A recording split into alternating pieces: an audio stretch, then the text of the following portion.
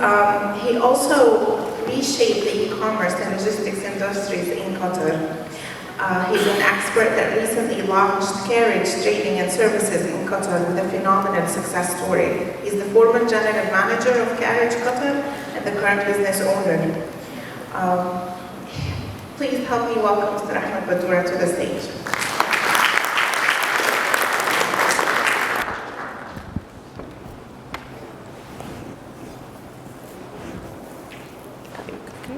I'm good, yeah.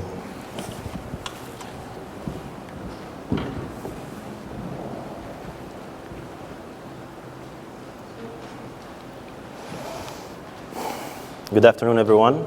My name is Ahmed Baddoura. I just have a quick question before I start. I wanted to know if anybody in this room has not played Monopoly before. You know the board game, Monopoly? Yeah, it's going to be a fun and funky presentation for you guys. So everybody played Monopoly, I suppose. Monopoly, what did we learn from that game? What did we learn from Monopoly? You have to go around the board and collect money, right? Every time you go around, you get like 200 or something like that. But the most important thing is that you need to invest. You need to invest in land, you need to invest in houses, and if you do get lucky and invest in hotels, that's when you make most of the money. Now, unfortunately for us, as accountants, we're always looking at the 200. We're not really focusing on the investment itself. And basically what I'm going to talk about today is the DNA of us accountants. I'm going to be talking about myself a little bit, and basically, I guess, reflect upon all of us here as well, and I'm going to talk about our DNA as well. So to better understand ourselves first, before we move forward to understanding how we can impact the entrepreneurial landscape here in Qatar and in general. So, a bit about myself, and bear with me because this is where I started my career, I guess, in very early stages, because I studied up until maybe grade 11 here in Qatar, and then I moved to Canada to do my OSSD, or the high school diploma. And that was the fun part, because I was studying math here in Arabic. I was studying things in different language. So, for example, if I was doing, if I wanted to do X, Y, it's going to be left to right, while I was doing Sin and Sad. Or if I wanted to do sine and cosine, it was actually Ja and Jetta. I was like, all right, I was good in it. I had the language skills, but I was like good in hip hop. I wasn't good in financial or accounting or mathematical terms, and that was one of my first challenges. So I had to really study hard and basically kill myself to get to that level where I was able to get to a college level. But before that, I was actually studying in high school, which was, to me, was like a phenomenal experience, because in high school, we were able to select whether we wanted to do like accounting courses, HR, marketing, and so on and so forth. So I actually liked accounting because it clicked, it made sense, because we're studying all these numbers and all these different things that never made a lot of sense to us. If I'm doing a parabola, for example, I'm like, how can I reflect that in my real life? And it wasn't really that important to me as a teenager, I guess. So what I did was I found that accounting actually made sense, because it actually impacts people's lives, and it impacts the economy, it impacts pretty much everything. I moved to college, and in college what I did was I enrolled in a program where back in 2002, it was mandatory for you to have a laptop. Back in 2002, if you have a laptop, that was, and a teenager, I mean, you're cool. And in that program, what I did was there was a 1 year, within the 3-year span, there was 1 year where you had to compete against other teams. So basically what we did was we had 5 team members. One would be HR, accounting, finance, marketing, so on and so forth. And they had, in this 1-year program, that was the last year program, they had like an algorithm where we all had to build a factory. It was a shoe factory, so where we would get to decide where to build it, where to sell our products, which niche to attract, and the mediums. So if I wanted to sell online, offline, cutthroat market, etc., etc. And we were doing decision making, and based on our decisions, our numbers would be input into the system or the software, and we'd be competing against like 20 other teams. And then we get the reports, and we do the basically the board reports, and we do all different kinds of reports, and then we make decisions, and then again we put our inputs, and so on and so forth. Now, lucky for us, we had a phenomenal marketeer. He was like super smart, and to be honest with you, whenever I engage with very smart people, I try my best to learn from them. And this guy, he just was like a guru when it comes to attracting sales. So sales is essential for us. As accountants, we need to learn how important sales are. Yes, it's important to have accurate numbers, but how good is that? How much benefit are we going to get from that if we don't really become decision makers that support the real business? And not only support, maybe you want to be in the captain chair. So moving forward, fast forwarding, went to university and then got my CMA CPA. Now, in that whole experience, I was doing summer jobs. So I was doing like sales jobs. I was doing all kinds of different jobs. And every time I go to a different kind of part-time or full-time job, I would learn the best, and I would basically try to reflect how that can benefit me in the future. And to be honest with you, it paid off, and I'll tell you how. Or do forecasts and that's it. No, I don't want to be just the middleman. I wanted to be the captain of the ship, to understand how I can make a difference. So we as accountants, we have this curse where we always look at our career. In our career, we start as like accountants, senior accountants, a head, a manager, a CFO, and that keeps us going back to the job. We want to hold on to our job as hard as we can, as much as we can, and that's poisonous, honestly. And there's always a demand for us. So even if you get laid off here, the next day you'll find a job in a different company, or you find an opportunity in a different country, etc., etc. But really, how is that benefiting your career? It's not about your job. It's about how you can impact what's around you. So we always also tend to develop ourselves in a different, in a linear way. So we always look at how can I get more experience in, let's say, budgeting? How can I get more experience in taxation? How can I get? But you're still in that same linear direction. And what you need to do is you need to look at how can I improve furthermore than just my accounting skills. And our problem is we always tend to worry about or try to not make mistakes at all. Like we're trained to have zero mistakes. And that's also poisonous for us because that's, I mean, yes, it's good to have your balance sheet balanced, but you have to be able to and willing to take risks and make mistakes. It's okay to make mistakes. We're trained not to make mistakes, and that's really slowing us down.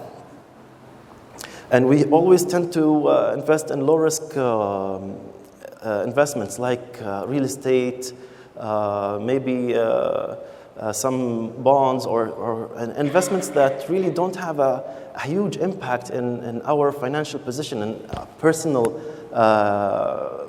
development. So if today you are, let's say you're well off, you're making, you're paying your bills, you're saving some money, and you're investing a little bit here and there.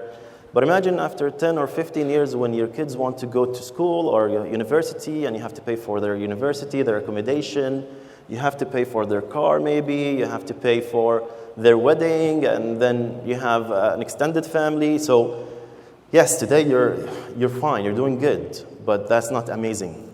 I mean, what I'm trying to get to here today is that it is now the time for everyone to think about opening a business, a small business, even if it's a side business. You can do it. I mean, it's not that difficult, honestly. People started with eBay and started with the Amazon and so on and so forth. We need to think outside the box for a little bit, not only think about the e-commerce, but there are so many different ways where we can bridge the gap between the market and the consumer. We have insider information on everything, and I'm not saying to take advantage of your company. I'm saying you know what's missing in the market. So let's take, for example, Baladna, the yogurt or milk company. These guys were smart. They knew that there's a situation here, and they moved fast. And they impressed everyone. They were able to take over and actually now export to different countries. So, endless opportunities. You don't have to limit yourself to one or two sectors, not only financial. Think about it this way. I spearfish. So what I do is if I wanted to buy anything, I go to the niche. So you can niche. You can focus on, for example, if I'm going to that shop, I have to buy gloves, I have to buy flippers, I have to buy goggles, snorkel, weight, the spear gun, the spear, I have to buy the floater, the rope, the safety whistle, the so on and so forth. All of this is in one shop just for spearfishing. I mean, anyone and everyone who spearfishes here, he goes there. So maybe you can find yourself a niche. And if that's not good enough for you, if you don't like that kind of niche, you can maybe partner with someone who's an expert. So maybe someone who's done marketing. Go to like a very smart marketeer who you can partner with. Of course, you're going to be stuck with doing the books, but in the same time, you're going to be a partner. So you're going to be a decision maker. Someone who can help you achieve what you think in marketing. Maybe you have a good network with banks. You have a good network with financial institutions, et cetera, et cetera. Maybe they need marketing services. And also, if you're looking to expand or looking to grow yourself as well, you can find yourself an investor. So maybe that investor can help you in opening your own accounting firm. I mean, these are things that we tend to refrain or shy away from because we are too busy in one thing and one thing only to develop ourselves in a linear fashion. See, these are the 7 streams where people or millionaires use to basically grow their wealth. So if that's what they do to grow their wealth, use that to your advantage. So if an investor is looking to grow their revenue and you have an idea, approach them. There is no harm in basically expanding your horizon and looking for a better opportunity because what's going to happen is that you're going to be the one who's in the captain seat, and that's what you want to be. You're a managerial accountant. You can manage, and you can wear new hats. So basically, if you need to develop yourself in sales, go to sales skills and sales training. So what you have right now, you have what it takes. I mean, you do have what it takes because based on the conversation on the previous session, you guys are doing the budget. So you're sitting with the operations team, you're sitting with the sales team, you're sitting with all the different teams. And you're learning from them, operations, and you see the loopholes and you see the gap. And what you need to do is you need to capitalize on all of this information and then become the boss, become the owner, and move up the ladder. That's to you is going to be something that's going to make a huge difference. Because for us as employees, what's going to happen is that we're going to get rich within 30 to 50 years. But if you're an entrepreneur, you probably get rich within 2 to 5 years. But it feels so long. 2 to 5 years to make money, I mean, it's not that long if you compare it to 30 to 40 years or 50 years. Decision making we spoke about, and the training we spoke about. So what we're going to talk about now is how you can make some noise. I mean, we're winners, and these are the steps. I mean, there's always one step that you have to take to move to, yes, I did it. We have this responsibility to change or make the difference by jumping in and making that decision. It takes only one person to make a difference. I mean, yes, you have accounting skills, and what you can do is you can make your move and make your mark by saying, look, I'm a managerial accountant. I learned so far everything that I can learn to be able to become an entrepreneur. I'm confident that I can make a difference, and if I fail, it's okay. It's okay.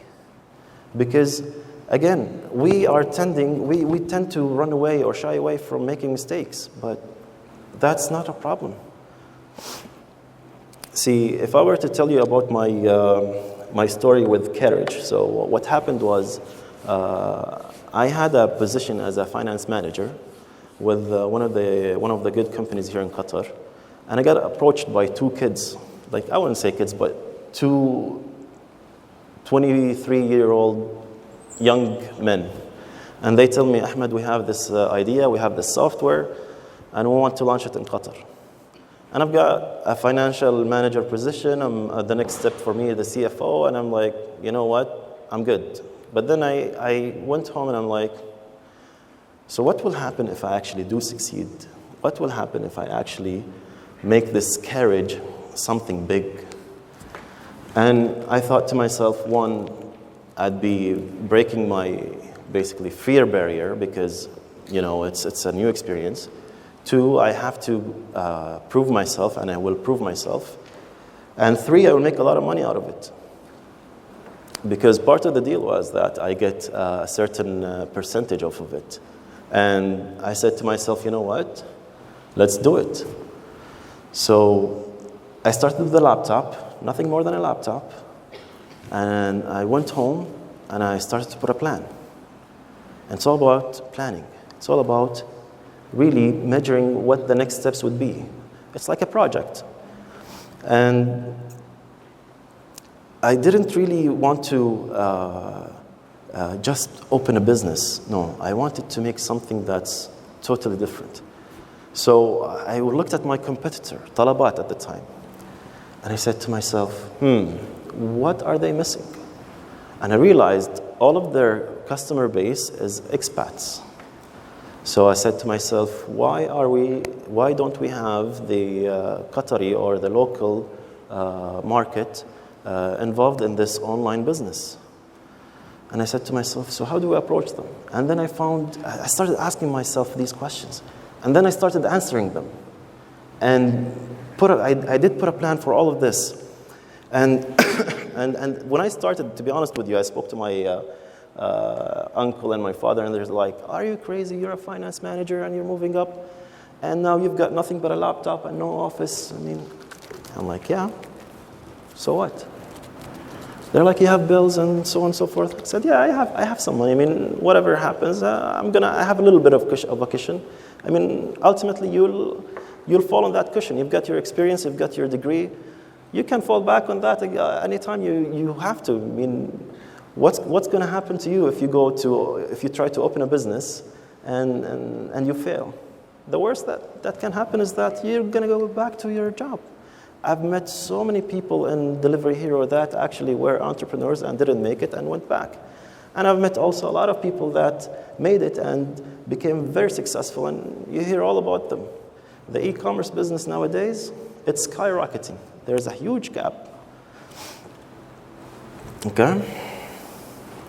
So the most important thing is plan ahead, because planning will actually get you ahead of everyone else that doesn't really have a plan. What's going to happen is that there is always going to be a barrier for you to start, but you can always start something on the side, something small. Test it. If it works, just go with it, run with it. Don't stop, don't limit yourself in one area. You have a lot of room for growth. You have a lot of room to prove that, yes, you can do this and you can have a business, because what's going to happen ultimately is that somebody's going to acquire you, or you're going to sell this business, and that's equity in itself. And we're talking big money here, because what's happening in the e-commerce right now is that if you look at, for example, Carriage, when it was sold for $200 million or more in 2 years. That's big bucks. That's a lot of money. So how long do you need to work to get to that level? And the market is hungry.